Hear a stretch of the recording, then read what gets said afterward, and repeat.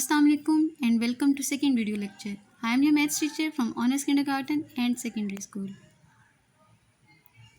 Let's start second video lecture.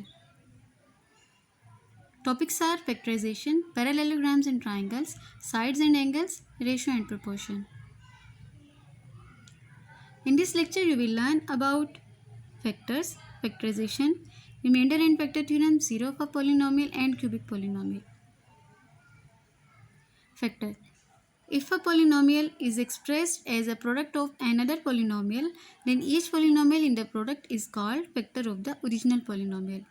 लेकिन इस definition में कहा गया है कि अगर हमारे पास एक पॉलिनोमियल है as a product of another polynomial, जैसे यहाँ एक हमारे पास polynomial x square minus one, ये प्रोडक्ट है दूसरे पॉलिनोमियल्स का एक्स माइनस वन और x plus one, then each polynomial in the product is called factor of the original polynomial. तो फिर यहाँ पर ये जो प्रोडक्ट में हर पॉलिनोमियल है एक्स माइनस वन और एक्स प्लस वन, ये दोनों पॉलिनोमियल्स जो हैं ये इस ओरिजिनल पॉलिनोमियल के फैक्टर्स होंगे. So x minus one and x plus one are factors of x के minus one. Factorization. The process of expressing an algebraic expression in terms of its factors is called factorization. ये अभी जो हमने पीछे example last slide में की है x plus one और x minus one is equal to x square minus one वाली, तो ये जो प्रोसेस था इस प्रोसेस को कहते हैं फैक्टराइजेशन. कि जब आप किसी भी पॉलिनोमियल को उसके फैक्टर्स के फॉर्म में एक्सप्रेस करते हैं then this process is called factorization. यहाँ पे भी एक एग्जाम्पल है K A plus K B plus K C. यहाँ से के कॉमन ले लेंगे और यहाँ हमारे पास रहेगा A plus B plus C. So k and a plus b plus c are the factors of given expression and this process is called factorization. Factorization of type A, page number 98, exercise number 5.1. First part. In factorization, first of all you have to take common elements. Common elements यहाँ पे सबसे पहले आप लेंगे coefficients. Coefficients क्या होते हैं? The number that is placed before the variable. यहाँ पर है 5, 10, 20 और जैसे जो कॉन्स्टेंट नंबर्स जैसे हमारे पास जो नंबर्स होते हैं 2, 3, 4, 5, ये सारे नंबर्स जो वेरिएबल से पहले होते हैं ये कोफिशिएंट्स होते हैं. आपने सबसे पहले कोफिशिएंट्स हैं उनको देखना है कि क्या उनमें से कोई कॉमन आ रहा है. कॉमन कैसे लेते हैं कि हम देखते हैं कि जितनी हर टर्म में जो भी कोफिशिएंट है क्या वो कोफिशिएंट्स सारे के सारे एक ही टेबल पे एग्जैक्टली डिविजिबल हैं. अगर वो एग्जैक्टली डिविजिबल हैं तो आप उनको कॉमन ले लेते हैं. ठीक है, यहाँ पे जैसे फर्स्ट टर्म में है 5, 10, 20, ये तीनों 5 के टेबल पे डिविजिबल हैं तो we will take 5 as common. फिर हम आएंगे ए बी सी जो है ये तीनों टर्म्स में हैं. अगर इनमें से ए बी सी में से कोई एक भी ऐसा वेरिएबल होता जो इन तीनों टर्म्स में से किसी एक में भी मिसिंग होता तो हम उसको कॉमन ना लेते. तो ए बी सी तीनों में है तो हम इसको कॉमन लेंगे. लेकिन कैसे लेंगे? जब भी आप वेरिएबल्स कॉमन लेते हैं तो हम उनके एक्सपोनेंट्स को देखते हैं. उनके एक्सपोनेंट यहाँ पर सबके सेम नहीं है. यहाँ पे एक एक्सपोनेंट 1 है, यहाँ 2 है, यहाँ 3 है, इसी तरह से बी और सी है.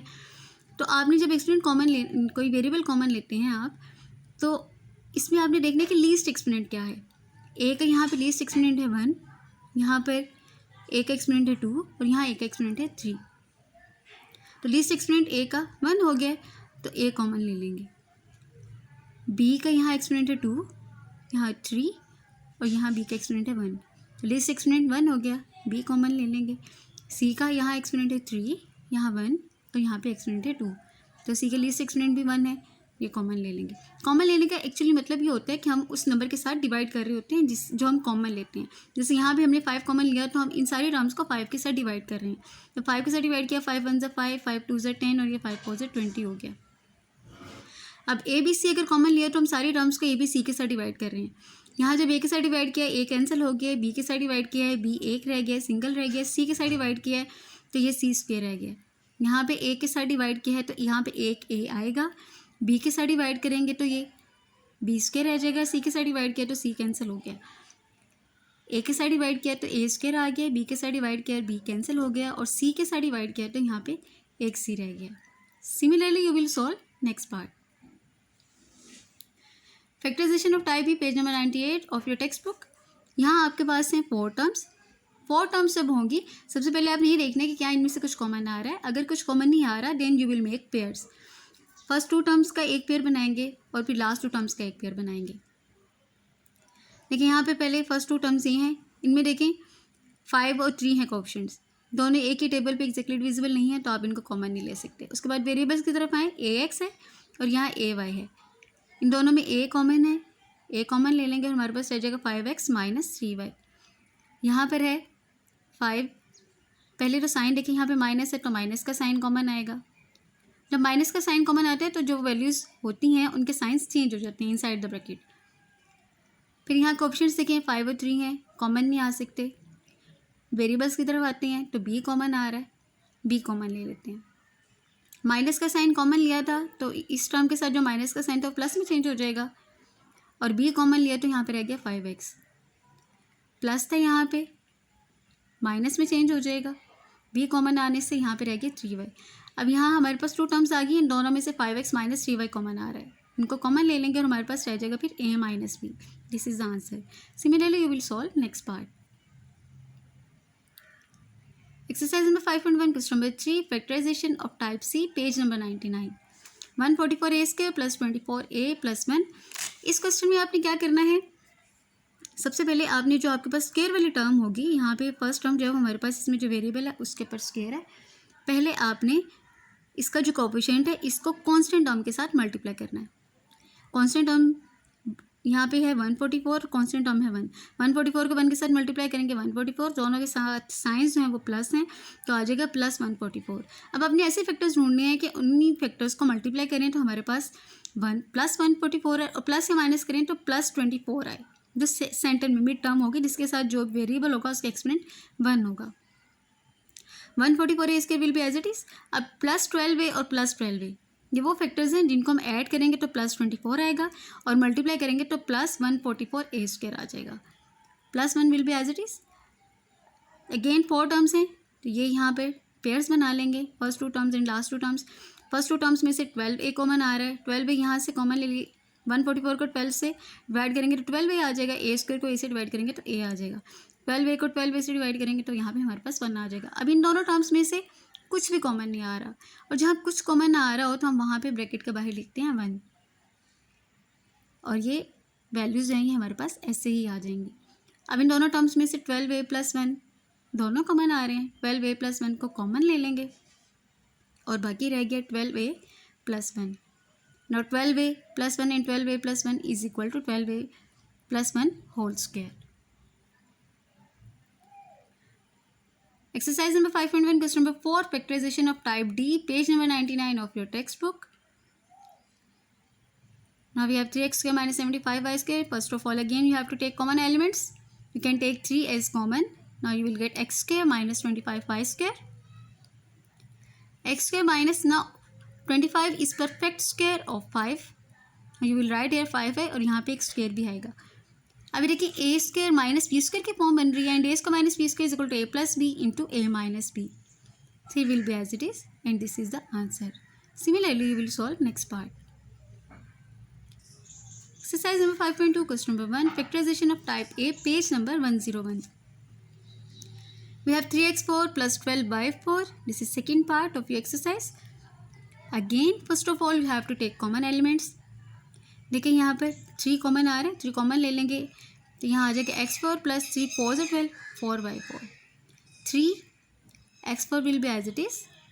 अब यहाँ पे आपने क्या करना है, देखिए यहाँ हमारे पास एक फॉर्म बनानी है, हमने a plus B whole square के फॉर्म लिखी, तो a plus B whole square किसके इक्वल होता है, a स्क्वायर प्लस 2ab प्लस बी स्क्वायर। तो ये जो x है ये a स्क्वायर, ये 2ab, ये टर्म हमारे पास नहीं थी, हमने खुद से ऐड की है, ठीक है। b हमारे पास, a हमारे पास यहाँ पे होगा एक्स स्क्वायर और b होगा 2y स्क्वायर। एक्स स्क्वायर और 2y स्क्वायर को जब 2 से मल्टीप्लाई करेंगे 2ab की टर्म की फॉर्म में चेंज करने के लिए तो हो जाएगा 4x स्क्वायर वाई स्क्वायर। तो यहाँ पे हम 4x square Y square add कर रहे हैं। जब ये ऐड करेंगे, क्योंकि मैथ्स का रूल होता है कि जब कोई चीज़ हम खुद से ऐड कर रहे होते हैं तो उसको हम सब्ट्रैक्ट भी करते हैं, तो यहाँ पर हमने इसको सब्ट्रैक्ट भी कर दिया, 4y4 यहाँ पर ऐसे ही लिख देंगे। अब ये हमारे पास फॉर्म बन रही है यहाँ तक 4y4 तक a plus B whole square की। उसके बाद 4x स्क्वायर वाई स्क्वायर जो है ये ऐसे ही आ जाएगा। नेक्स्ट देखें, 3 into x square plus 2y square minus, it will be, यहाँ पे इसके ऊपर स्क्वायर ऐसे ही रहेगा। यहाँ पे क्या होगा, 4 किसका परफेक्ट स्क्वायर है, 2 का, और ये हो जाएगा 2xy whole square. Now this is the form of A square minus B square and A square minus B square is equal to A plus B into A minus B. Brackets को open कर देंगे, ठीक है, इनको arrange कर लेंगे, this will be your answer. Exercise number 5.2 question number 2, factorization of type B, page number 101, third part, x square minus 11x minus 42। Again यहाँ पर आपने वही फैक्टराइजेशन करनी है जो हम ऑलरेडी कर चुके हैं, कि जो यहाँ पे हमारे पास जो 144 ए स्क्वायर वाला क्वेश्चन किया था, यहाँ पे आपके पास ये देखें, ये एक्स स्क्वायर वाली टर्म है, इसके साथ क्या है कोएफिशिएंट, यहाँ पे अगर कुछ नहीं है तो 1 है, 1 को आपने कॉन्स्टेंट टर्म के साथ मल्टीप्लाई करना है, ये +1 है, -42 के साथ मल्टीप्लाई करेंगे तो -42 आएगा। अब आपने ऐसे फैक्टर्स ढूंढने हैं कि मल्टीप्लाई करें तो -42 आए और प्लस या माइनस करें तो -11 आए। देखिए -14 और +3x, ये हमारे पास ऐसे फैक्टर्स हैं कि 14 को 3 से मल्टीप्लाई करेंगे तो 14 3 से 42 और माइनस प्लस माइनस -42 आ जाएगा। अब 14 में से 3 को माइनस करेंगे तो -11 आ जाएगा। अब मज़ीद इनकी फैक्टराइजेशन वैसे ही है, यहाँ से फर्स्ट 2 टर्म्स में पेयर्स यहाँ पे बना लेंगे, यहाँ से x कॉमन आ रहा है, x -14 plus as it is यहाँ से 3 कॉमन आ रहा है, x -14। अब दोनों टर्म्स में से x -14 कॉमन आ रहा है, उनको कॉमन ले लेंगे और हमारे पास रह जाएगा x + 3। This is the answer. Factorization of type C, page number 102 of your textbook, 5x² - 16x - 21। Again this question is same जैसे हमने लास्ट क्वेश्चन किया है, वैसे ही आपने पेयर्स बनाने हैं, फैक्टर्स ढूंढने हैं, कौन से फैक्टर्स होंगे। 21 को 5 के साथ मल्टीप्लाई करके देखना है क्या आ रहा है, 105 आता है, तो आपने ऐसे फैक्टर्स ढूंढने हैं, मल्टीप्लाई करें तो 105 आए और प्लस से माइनस करें तो हमारे पास -16 आए, तो ये हमारे पास -21 और +5 ऐसे फैक्टर्स होंगे कि मल्टीप्लाई करेंगे तो -105 और इन्हीं को प्लस माइनस करेंगे तो हमारे पास -16 आ जाएगा और फर्दर आप वैसे ही सॉल्व कर लेंगे। Factorization of type D, page number 103, this is most important question of this exercise. यहाँ आपने क्या करना है, you have to use commutative property of addition. आपने यहाँ पर ये जो एक्सप्रेशन है, इस एक्सप्रेशन में ये जो नंबर्स हैं 2 3 4 5, इनको ऐड करके देखना है, ऐसे पेयर्स लेने हैं कि हमारे पास दोनों साइड्स में इक्वल आ जाएं। जैसे अगर हम 2 और 3 को ऐड करते हैं तो 5 आएगा और 4 और 5 को ऐड करेंगे तो 9 आएगा, तो ये हमारे पास इक्वल नहीं आ रहे हैं। ऐसे अब अगर हम 2 और 5 को ऐड करें तो 7 आ जाएगा, 3 और 4 को ऐड करेंगे तो भी 7 आ जाएगा। तो अब हम इनको ऐसे अरेंज करेंगे, x + 2 and x + 5 and then x + 3 into x + 4, ठीक है, क्योंकि 2 और 5 का सम 7 है, 3 और 4 का सम 7 है, ठीक है। अब इसमें इनको मल्टीप्लाई कर देंगे, इन दोनों एक्सप्रेशंस को, फर्स्ट 2 और लास्ट 2, इन एक्सप्रेशंस को मल्टीप्लाई कर दिया। मल्टीप्लाई करने के बाद अब यहाँ देखिए x² + 7x, x² + 7x, दोनों एक्सप्रेशंस में सेम है, इसको लेट कर लेते हैं y के इक्वल। अब दोनों में x² + 7x की जगह पे y पुट कर देंगे, फिर इन दोनों एक्सप्रेशंस को मल्टीप्लाई करेंगे। इनको मल्टीप्लाई करने के बाद हमारे पास आ जाएगा y² मल्टीप्लाई किया, फिर इनको सॉल्व किया, y² + 22y + 105। अगेन वैसे ही फैक्टराइजेशन मल्टीप्लाई करें तो हमारे पास आ जाए +105, 105 को 1 से मल्टीप्लाई करेंगे ना तो 105 भी आएगा, मल्टीप्लाई करें तो +105, प्लस से माइनस करें तो +22, तो हमारे पास ये फैक्टर्स हैं 15 और 7 के। फिर y कॉमन ले लेंगे, y + 15, यहाँ से 7 कॉमन आ रहा है, y + 15, y + 15 दोनों में से कॉमन आ रहा है, इसको कॉमन ले लेंगे और यहाँ रह जाएगा y + 7। But we let that y + 7 is equal to y is equal to x² + 7x। y को तो हमने एज्यूम किया था ना, लेट किया था कि y जो है वो x² + 7x के इक्वल है, तो y की जगह पे अगेन सब्स्टिट्यूशन करेंगे, this is back substitution, x² + 7x + 15 and then x² + 7x + 7, this is the answer. Factorization of type E, page number 105, question number 5, first part, x³ + 48x - 12x² - 64। यहाँ पे अब आपने फॉर्मूला यूज़ करना है, आपको book में formulas given है, cubic formulas, a + b whole cube and a - b whole cube, ये फॉर्मूलाज यूज़ करेंगे। यहाँ पे हम फॉर्मूला यूज़ करें a - b होल क्यूब का, a - b whole cube is equal to a³ - 3a² b + 3ab² and -b³ सबसे पहले तो आपने इसको अरेंज कर लेना है, एक्स क्यूब, पहले क्यूब है ना, एक्स है वेरिएबल, तो इसको अरेंज करेंगे डिसेंडिंग ऑर्डर में, पहले x cube, then x square, then x and then constant term x cube as it is minus 3 यहाँ पे आएगा फॉर्मूले का, फॉर्मूला में 3a² b, ठीक है, 3a यहाँ पर है हमारे पास एक्स स्क्वेयर और b यहाँ पे हमारे पास, यहाँ पे जो 64 कॉन्स्टेंट टर्म है ना वो होगी, 64 4 का क्यूब होता है तो यहाँ पे 4 आ जाएगा। नेक्स्ट टर्म है हमारे पास फॉर्मूले में प्लस 3ab² प्लस 3 फॉर्मूले का, a है x और b हमारे पास 4 है, ये 4² आ जाएगा minus 4 cube. Now it is equal to a minus b whole cube, a यहाँ पे x है और b यहाँ हमारे पास 4 है, now this is x minus 4 whole cube, this is the answer. Similarly you will solve next part, remainder theorem.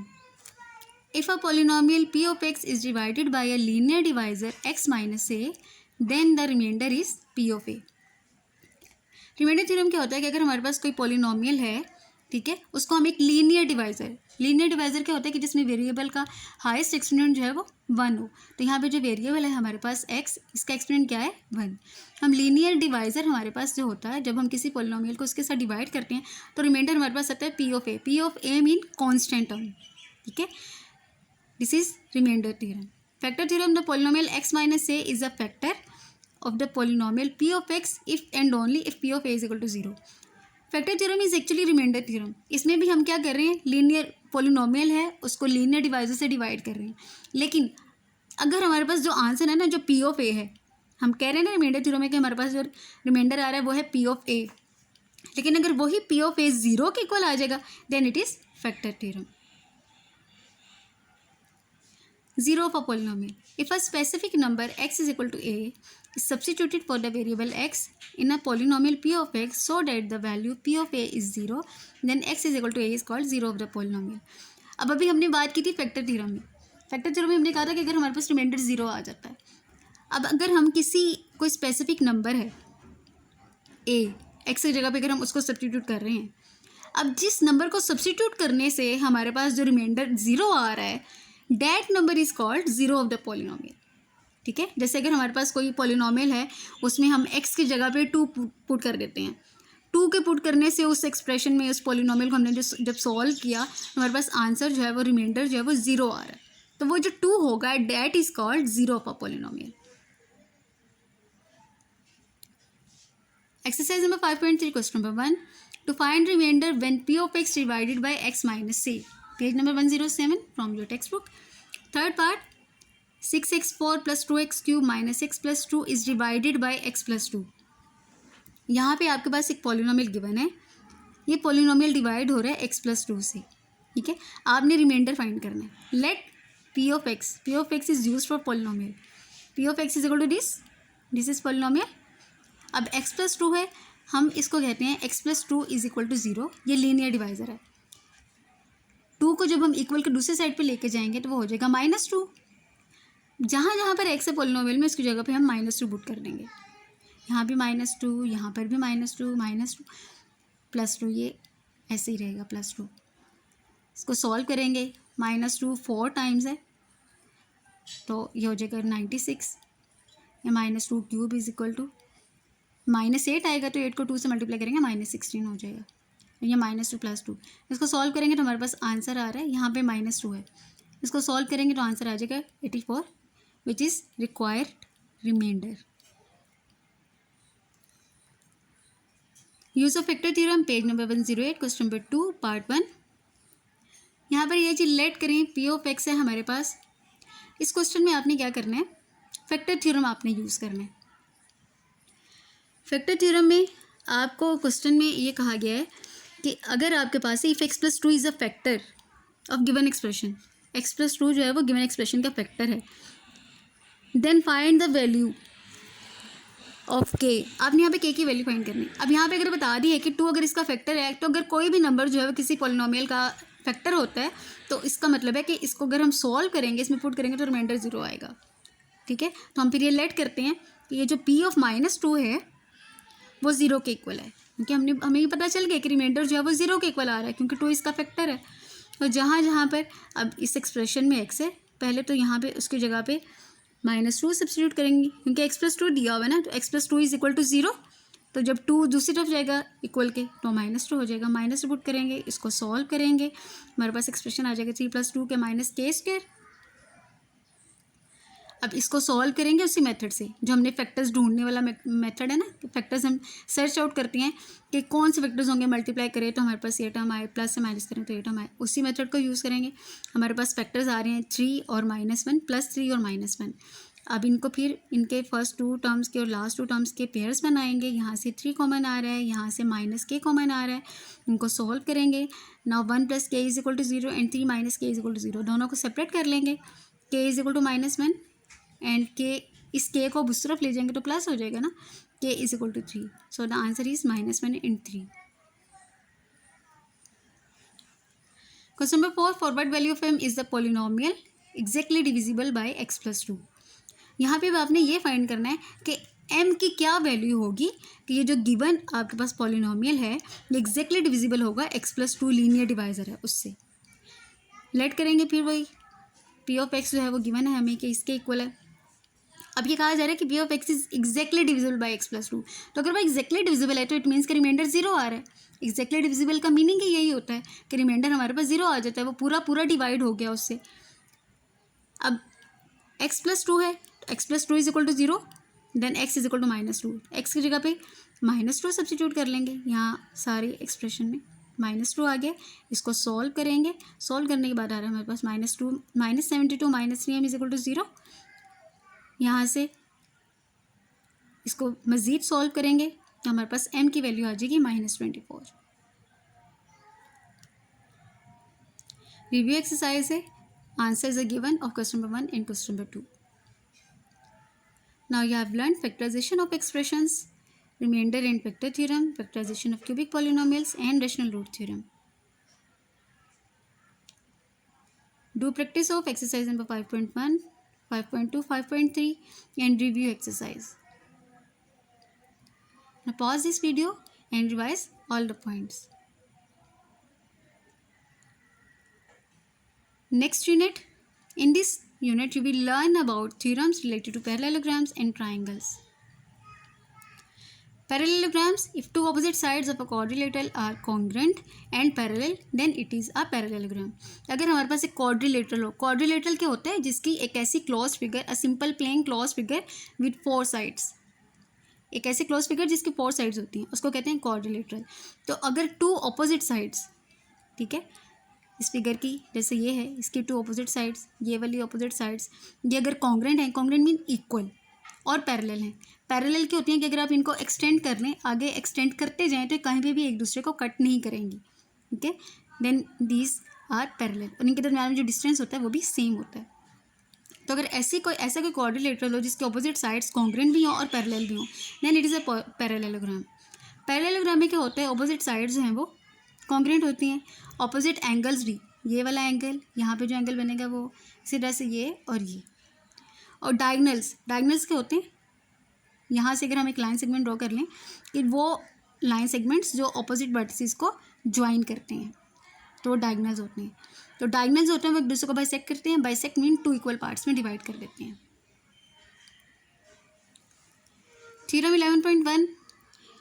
In theorem 11.1, we have a statement that in a parallelogram, opposite sides are congruent, opposite angles are congruent, the diagonals bisect each other. Given क्या है जी, हमें पता चल रहा है यहाँ पे इन अ quadrilateral ABCD, एक क्वाड्रिलेटरल है ABCD, इसमें AB जो है वो DC के पैरेलल है, यहाँ देखें AB DC के पैरेलल है, और BC जो है ये AD के पैरेलल है, and the diagonals AC BD, ये हैं डायगनल्स, ये AC डायगनल है और ये BD डायगनल है। ये डायगनल्स जो है एक दूसरे को पॉइंट O पे मीट कर रहे हैं। प्रूव आपने क्या करना है, you have to prove that AB is equal to DC and AD is equal to BC, ठीक है। एंगल ADC, ये जो एंगल है ADC, इनके एंगल D जो है वो एंगल B के कॉन्ग्रेंट, और एंगल C जो है वो एंगल A के कॉन्ग्रेंट। और हमने ये प्रूव करना है कि डायगनल्स जो हैं वो एक दूसरे को बाइसेक्ट करते हैं। तो अगर ये बाइसेक्ट कर रहे हैं तो फिर यहाँ से ये जो OD और OB, ये एक दूसरे के इक्वल होंगे और ओ ए और ओ सी ये भी एक दूसरे के इक्वल होंगे। ये आपने प्रूव करना है। Theorem 11.2 The statement is that if two opposite sides of a quadrilateral are congruent and parallel, then it is a parallelogram. अब आपको ये गिवन है जो ये उसी का कन्वर्स हो गया कि अगर ऑपोजिट साइड्स जो हैं किसी क्वाड्रिलेटरल की कॉन्ग्रेंट भी है और पैरेलल भी है, then you have to prove that it is a parallelogram. तो यहाँ पे एक क्वाड्रिलेटरल है, यहाँ पे गिवन है, इसकी ऑपोजिट साइड्स हैं ए बी और D C. A B D C के इक्वल है, कॉन्ग्रेंट है, और ए बी डी सी के पैरेलल भी है। और प्रूव आपने क्या करना है कि A B C D is a parallelogram. Theorem 11.3 in a triangle A B C the mid point, यहाँ पे देखिए इसकी स्टेटमेंट ये है, the line segment joining the mid points of two sides of a triangle parallel to the third side and is equal to 1/2 of its length. कि अगर हमारे पास एक लाइन सेगमेंट है वो ज्वाइन कर रहा है mid point of two sides of a triangle, एक ट्राइंगल है, ठीक है, उस ट्राइंगल में हमारे पास यहाँ पे एक लाइन सेगमेंट है और ये थर्ड साइड के ट्राइंगल के थर्ड साइड के पैरेलल है। यहाँ आपने ये बताना है कि ये जो है it is equal to 1/2 of its length. ये जो है ये वाला जो लाइन सेगमेंट है जिसका ये पैरेलल है, इसकी लेंथ के 1/2 के इक्वल है। ये आपने प्रूव करना है। तो गिवन हमें क्या है, एक ट्राइंगल है ए बी सी, ठीक है, the mid points of A B and A C are, A B का मिड पॉइंट एल है और ए सी का मिड पॉइंट एम है। प्रूव क्या करना है, L M is parallel to B C, और ये जो एल एम है ये बी सी की लेंथ के हाफ के इक्वल है। कि अगर ये बी सी जो है 4 सेंटीमीटर है देन इट इज़ 2 सेंटीमीटर। ये आपने प्रूव करना है। Question number 1 and question number 2 of review exercises are given. Question number 3 find the unknowns in the given figure. यहाँ पर आपके पास एक फिगर है, इसमें एम एन एक्स और वाई जो है अननोन है। You have to find these values. In a parallelogram opposite angles are equal, so N is equal to 75 degree, ठीक है, N is equal to 75 degree आ गया, and Y is equal to N because these are alternate angles. Y की value भी आ गई है। अभी यहाँ पे एक्स और वाई के हैं, these are supplementary angles. Adjacent angles भी हैं, सप्लीमेंट्री भी है। सप्लीमेंट्री एंगल्स वो होते हैं कि अगर आप इनको ऐड करेंगे तो ये 180 डिग्री के इक्वल आएंगे। So x plus y is equal to 180 degree. Now we have the value of y, that is 75. Put the value of y, you will solve it and you will get the answer 105. x आ गया हमारे पास 105 and x and m are opposite angles, so m is also equal to 105. Now you have learned here parallelograms, medians and triangles. Do practice of theorems and exercise number 11.1, exercise number 11.4 and review exercise, and learn all the definitions. Pause the video and revise all the points. Next chapter, in this unit you will learn sides of a theorems related to sides of a triangle and angles of a triangle. 13.1 theorem. The statement of this theorem is that if two sides of a triangle are unequal in length, the longer side has an angle of greater measure opposite to it. अगर two sides हैं एक triangle की, देखें जैसे यहाँ पर एक हमें पता चल रहा है कि एक ट्राइंगल है जिसकी टू साइड्स हैं, ठीक है, एक ट्राइंगल है ए बी सी, इसकी टू साइड्स हैं। यहाँ पे स्टेटमेंट भी बताया जा रहा है कि टू साइड्स हैं ट्राइंगल की और उनकी लेंथ्स अनइक्वल हैं, लेंथ्स इक्वल नहीं है, ठीक है। यहाँ पे ट्राइंगल है ए बी सी और ए सी जो है, ये जो साइड ए सी है, A C is greater than A B. Unequal है ना, तो फिर कोई एक बड़ी होगी, तो ए सी जो है वो हम कह रहे हैं कि ए बी से ग्रेटर है।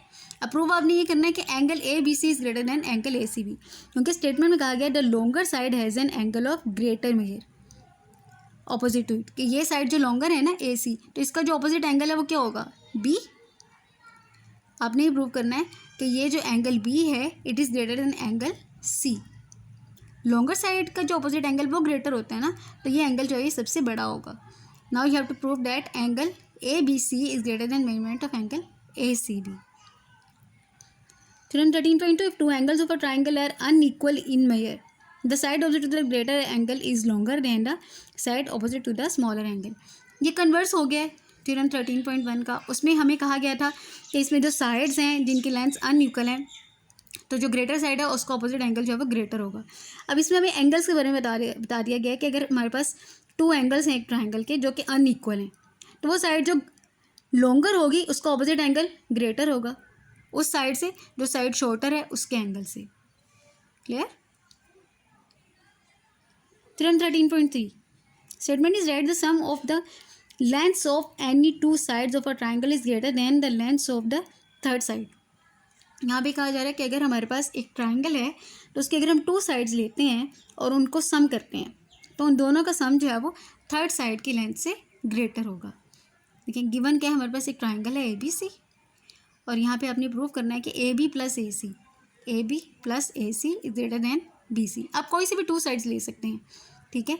इसी तरह से हम कहते हैं कि AB प्लस BC, अगर AB और BC है तो ये AC से ग्रेटर हो जाएगा, और अगर BC और AC है तो ये AB से ग्रेटर होगा। Review exercise number 13, question number 1 and question number 2 are given. Now you have learned theorems about sides of triangle of unequal length, angles of triangle of unequal measure, and shortest distance from a point outside the line. Do practice of theorems. Exercise number 13.1, exercise number 13.2, and review exercise. Now pause this video and learn all the points. Revise all the points. Next chapter, in this lecture you will learn about theorems related to ratio and proportion, congruent triangles and similar triangles. Ratio. The ratio between two alike quantities is defined as A ratio B. This is a symbol of ratio. You can write it as A divided by B, where A and B are the elements of the ratio. ठीक है, elements जो हैं वो हमेशा same units में होते हैं। Ratio में रेशो क्या होता है कि आप किसी भी नंबर को फ्रैक्शन में लिख दें A/B, या आप इस ऐसे सिंबल्स में लिख दें, this is the symbol of ratio, तो ये है हमारे पास। और इसमें ये रेशो में हमेशा सेम क्वांटिटीज़ होती हैं, ठीक है। इसमें आप डिफरेंट क्वांटिटीज़ नहीं लेते हैं। अगर एक क्वांटिटी सपोज मीटर में है तो दूसरी क्वांटिटी भी मीटर में ही होगी। Proportion is defined as the equality of two ratios. अगर हमारे पास टू रेशोज हों, जैसे ये A रेशो B और C रेशो D, अगर ये दोनों रेशोज एक दूसरे की इक्वल हो जाती हैं then this is called proportion. Similar triangles. Two triangles are said to be similar if they are equiangular and corresponding sides are proportional.